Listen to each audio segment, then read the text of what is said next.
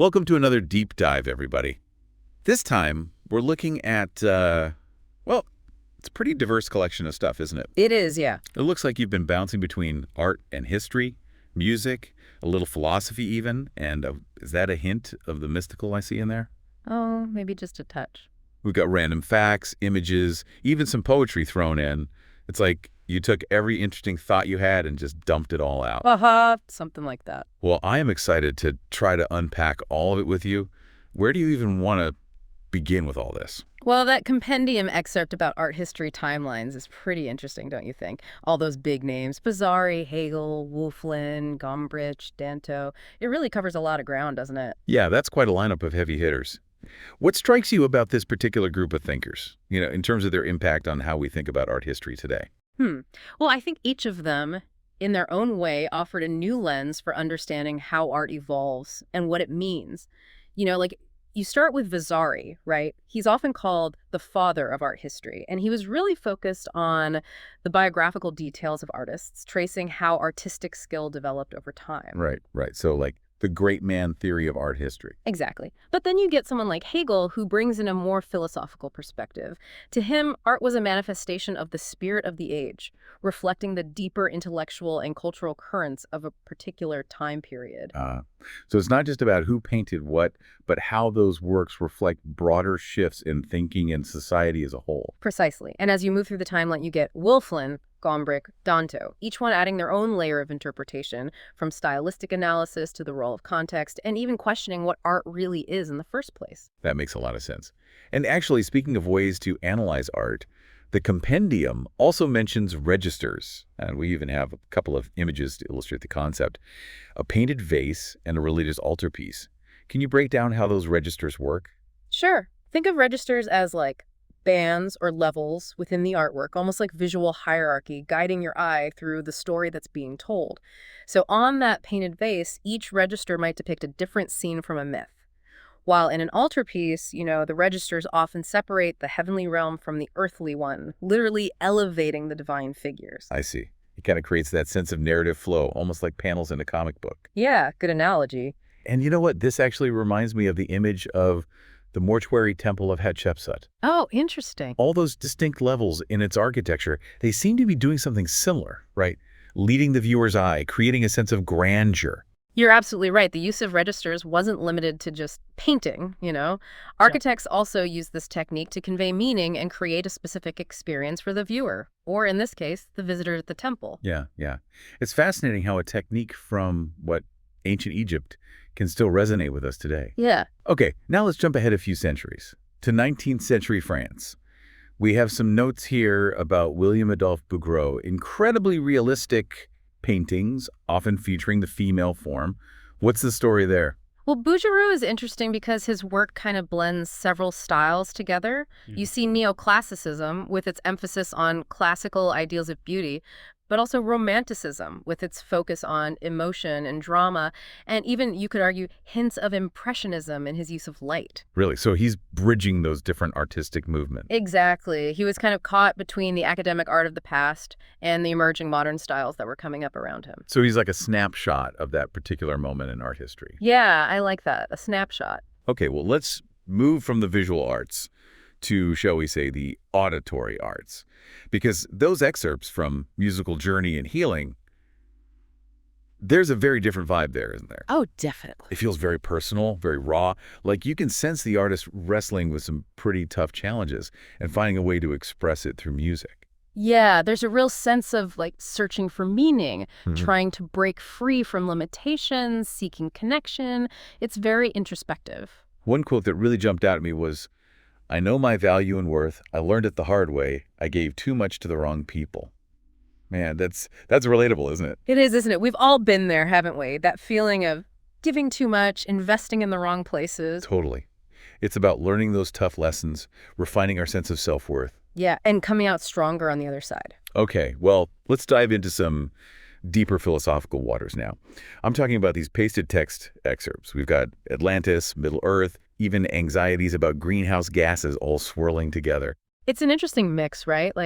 The speaker seems to be drawing parallels between ancient myths and our modern-day anxieties.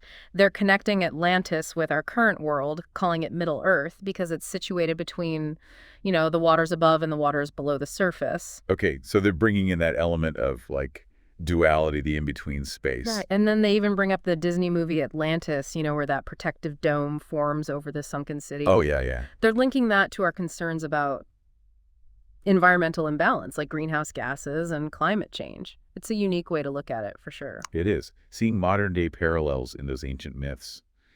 It's interesting. But then they throw in this rather jarring juxtaposition, Stockholm Syndrome and Ho Chi Minh. Yeah, that one threw me a little bit too, to be honest. So it's like, what's the connection there? Stockholm Syndrome, for those who don't know, is that psychological phenomenon where hostages develop empathy, even positive feelings, for their captors.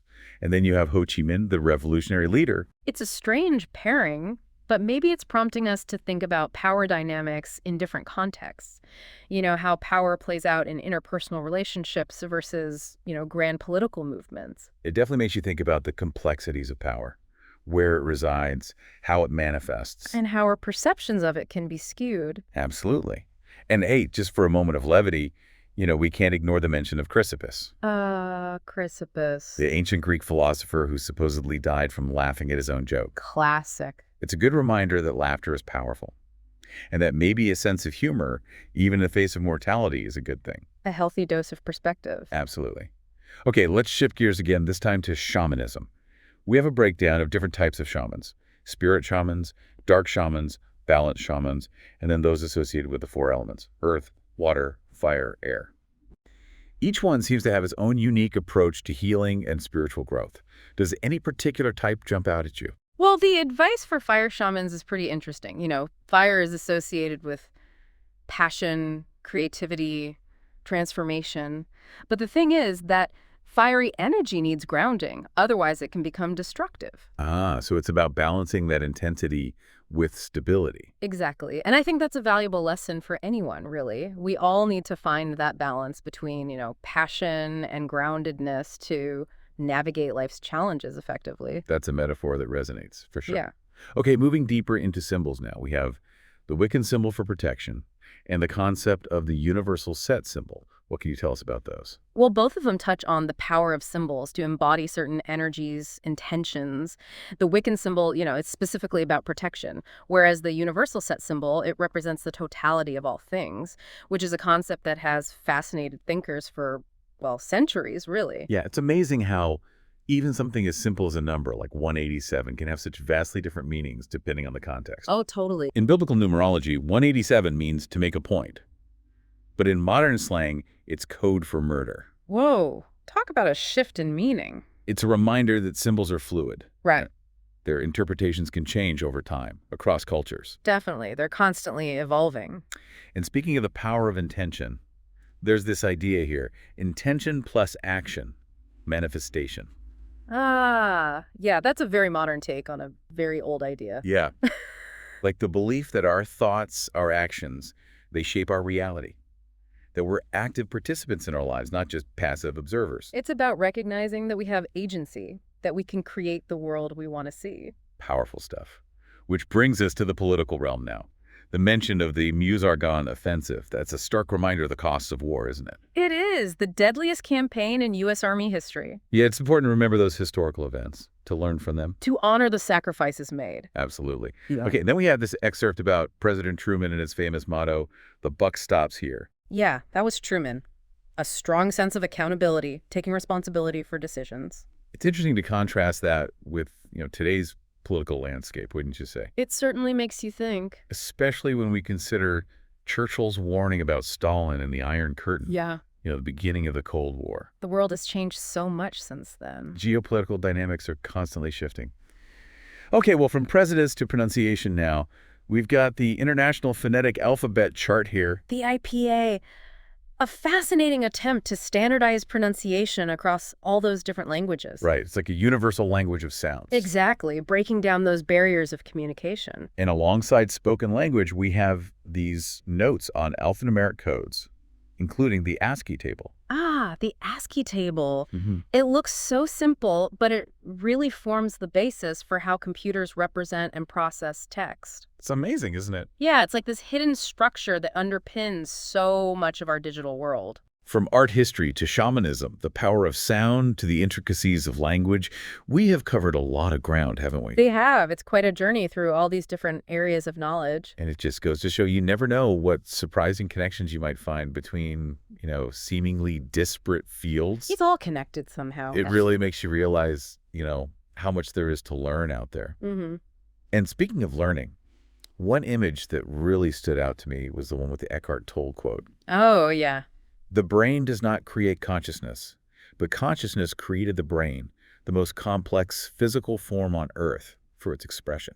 That's a pretty profound statement. It is, right. It kind of turns our conventional understanding of, like, the mind-body relationship on its head. It does. It suggests that consciousness isn't just a product of the brain, but rather the driving force behind it. So are we talking about consciousness as, like, this separate entity that exists independently of the physical world? I mean, that's a pretty big idea. It is a big idea, and it's a question that has puzzled philosophers and mystics for centuries, really.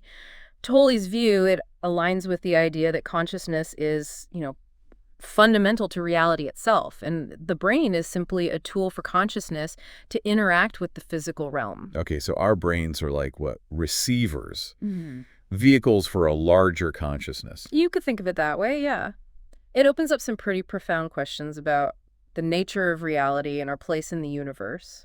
I mean, if consciousness is primary, what does that mean for how we understand the world around us? Like, does it change how we view our own actions, our choices? Well, it certainly offers a different perspective. If we're not just our physical bodies, but expressions of a larger consciousness, then yeah, our actions, our choices take on a different significance.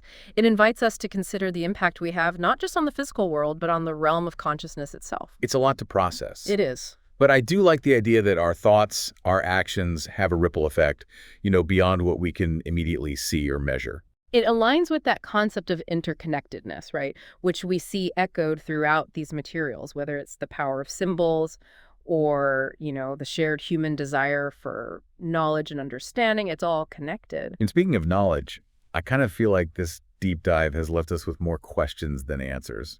Maybe that's not a bad thing, though. No, maybe not. Perhaps that's the point of any true exploration of knowledge, to embrace the mystery, to push beyond the boundaries of what we think we know. Right, right. It's about the journey, not just the destination. And maybe, as that image of the power of unlearning suggests, it's also about being willing to let go of those old beliefs, to make space for new growth. Exactly. Like that image of the tree shedding its leaves to make way for new growth. It's a powerful metaphor for personal transformation. It is, yeah. Yeah. And we all carry beliefs and assumptions that maybe they served us at one point, but they can become limiting over time. Oh, wow. So how do we identify those beliefs that are holding us back? And how do we let go of them, to make way for that new understanding? Well, it takes a willingness to really look inward, to question our assumptions, even the ones we hold most dear. It's about being open to new perspectives, even if they challenge our worldview. Right. And recognizing that learning is a continuous process. And sometimes that means unlearning what we thought we knew. It's like clearing out the clutter to make space for something new, something maybe even more beautiful. I love that analogy, creating fertile ground for growth and transformation.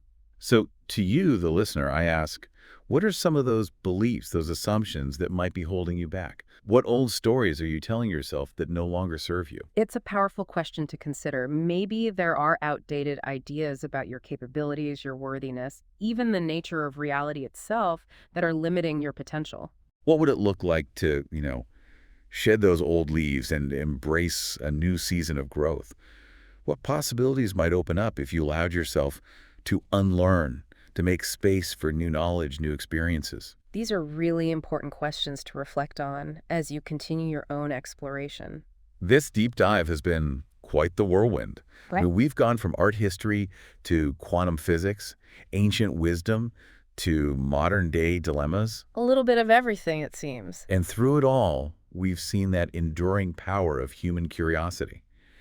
and the transformative potential of knowledge. Absolutely. And while we've only scratched the surface of these topics, hopefully this deep dive has sparked your own curiosity, give you some new perspectives to consider. And maybe even inspired you to delve a little deeper into a specific area that really resonated with you. It's amazing how, even when you're looking at all these seemingly random bits of information, there are these threads that connect them, these themes that emerge. Oh. And one of the big ones for me with all this is that sense of interconnectedness.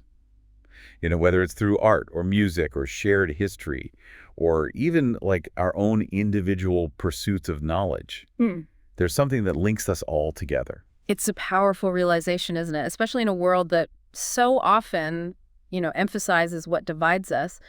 But at the end of the day, we are all part of this larger web of existence. Exactly. And that actually reminds me of another quote that really stuck with me from this collection. It's the one about the power of vulnerability. Oh, yes. It suggests that embracing vulnerability is not a weakness, but actually a strength. That ties in nicely with the whole idea of unlearning, don't you think? Oh, totally. Because, to let go of those old beliefs, to open yourself up to new understanding, it takes a certain level of vulnerability. Yeah, it does. It means admitting that we don't have all the answers. Yeah. Being willing to learn from others, even if it challenges our own preconceived notions. Right. And that can be scary, but it's also where the real growth happens. So vulnerability becomes like a key ingredient in personal growth and transformation. I'd say so, yeah. It's about stepping outside of our comfort zones, allowing ourselves to be seen, even in our imperfections. That's where the real connection happens. That's where authentic learning takes place. It's a powerful message, especially in a world that often encourages us to project this image of strength and invulnerability. Right, like we have to have it all figured out. Yeah. But this is saying, no, it's okay to not have all the answers. It's okay to be vulnerable. Because that's where true strength lies, in embracing our full humanity. Well, this deep dive has certainly taken us on quite a journey. I mean, we started with art history timelines and ended up exploring the very nature of consciousness. It's been quite a ride. It just goes to show you, knowledge really is interconnected. Mm. And there's always something new to discover. Absolutely. And even though we've only scratched the surface of these topics, hopefully it sparks some new ideas, some new questions for you, the listener. Yeah, maybe it's even inspired you to, dive a little deeper into a particular area that really piqued your interest. Pick up that dusty book on your shelf.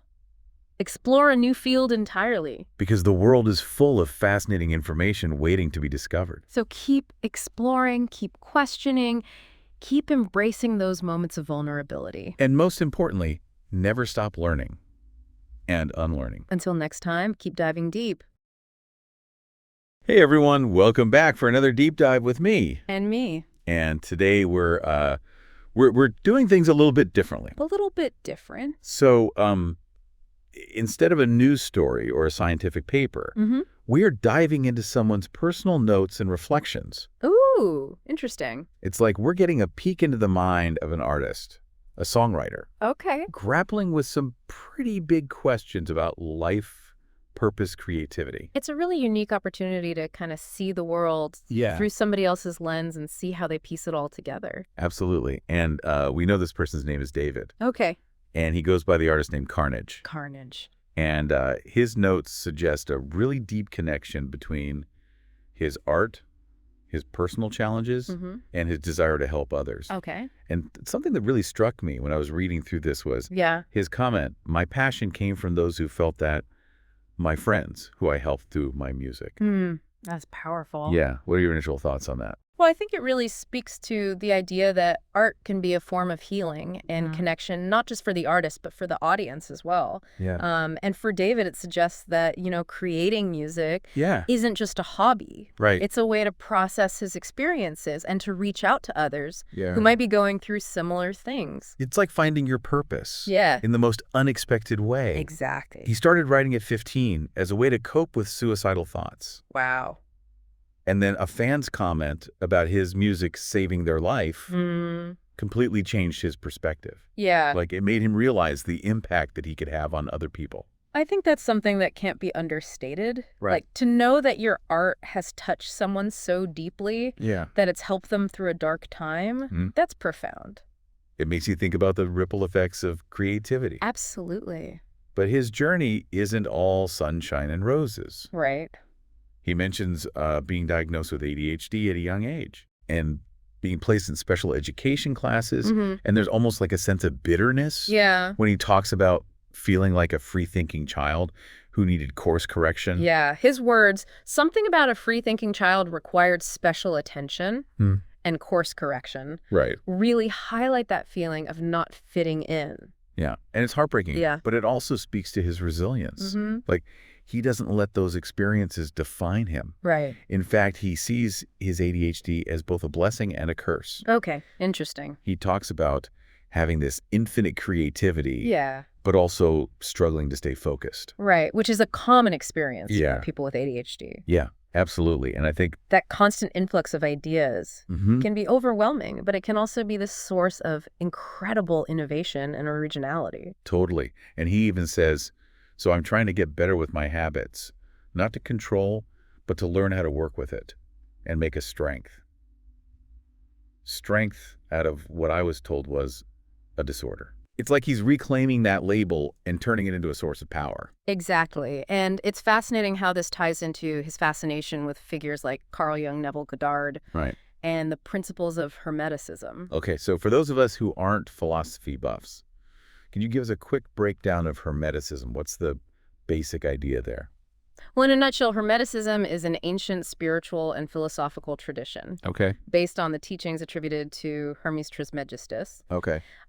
It emphasizes things like the power of thought, the principle of correspondence, as above, so below, Hmm. and the idea that we can use our minds to shape our reality. So it's like a philosophy that empowers you to take control of your own destiny. Exactly. I can see how that would appeal to someone like David, Absolutely. who's constantly pushing boundaries and challenging conventional thinking. Yeah, and this quote really shows how much he values external input and reflection. I do, and I appreciate your listening and giving feedback, reading your analysis.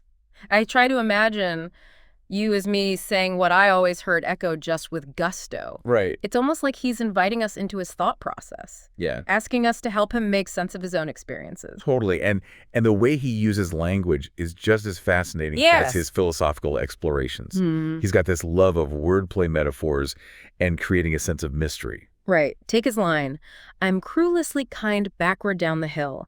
I climb deafening the silence, whispering loud, a dull roar. Whoa. It's not straightforward, is it? It's not straightforward at all. There's this deliberate ambiguity, Yeah. a sense of multiple meanings layered on top of each other. It's like poetry, Yeah, but with an added layer of complexity. Mhm. It makes you want to pause and ponder, you're right. to tease out the different threads of meaning he's weaving together. What do you think he's trying to achieve with this style of writing? I think it's a reflection of his own complex mind. His way of seeing the world through this really multifaceted lens, like he's not trying to spoon-feed us answers. Right. He's inviting us to participate in the process of meaning-making. Yeah, he wants us to engage with his work on an intellectual and emotional level, to grapple with the ambiguities and paradoxes just as he does. And it's not just about intellectual stimulation. Right. He also seems to be really interested in the potential for music to heal. Okay. He mentions chronic tones and hermeticism, and how certain sounds can open up the pineal gland or the third eye. So chronic tones refer to specific frequencies of sound Okay. that are believed to have therapeutic effects on the body and the mind. So he's not just making music, he's experimenting with its potential to affect our mental and emotional states. Exactly. It's like a sonic form of therapy. Right. And he even says, so when I say my music heals, hopefully it will, unknowingly, they will be fixing themselves just listening to a song without my words. That's ambitious. It's a pretty ambitious goal. It is, but it speaks to a deep desire to help others, Yeah. to use his art as a force for good. Right. But it also shows a scientific curiosity, Yeah. a willingness to explore the intersection of music, sound, and healing. Right. Like he's not just relying on intuition. He's actively researching and experimenting. It's a unique combination of artistry and scientific inquiry. Yeah, he's pushing the boundaries of what music can be. Totally. And speaking of impact, let's talk about his relationship with the music industry. Okay. He seems to have a really strong aversion to self-promotion, Interesting. preferring to be randomly found by listeners. So he values authenticity above all else. Yeah. He sees the traditional music industry model as inauthentic, Right. too focused on fame and marketing rather than genuine artistic expression. And his statement, my humbleness word, I guess, could be ego, prevents me from pushing my voice. In the promoter sense, I feel, it lacks the authenticity of my music. Wow. Really highlights that. Yeah, it's almost like he sees promotion as a betrayal of his art. It's a fascinating paradox. Yeah. Like he wants to help people through his music, Mm-hmm. but he's resistant to the very methods Right. that might bring his music to a wider audience. I think it suggests that for him, the connection is more important than the reach. Yeah. He's not looking for fame or fortune. Right. He's seeking genuine connection with those who understand and appreciate his work. Yeah, and it's clear that those connections are incredibly important to him. Yeah. He talks about how his fans have helped him more than he's helped them. Whoa. How they've given his passion a purpose. There's a beautiful line where he says, I ask who's got it worse, me or my listeners, because at least I have these words. They're the ones that go unheard. It shows such a deep empathy for his audience. A recognition that their pain is just as real, if not more so, than his own. It humanizes him. It does. You see the artist, the philosopher, but also the individual who struggles, who doubts, who feels deeply. It's this vulnerability that allows him to connect with others on such a profound level. Absolutely. And it's not all doom and gloom either. Right. He shares glimpses into his personal life. Yeah. And there are moments of real joy and tenderness. Okay. Like his reflections on his grandfather, who seems to have been a really positive influence in his life. And he shares a lovely story about his grandfather teaching him a romantic gesture. Yeah.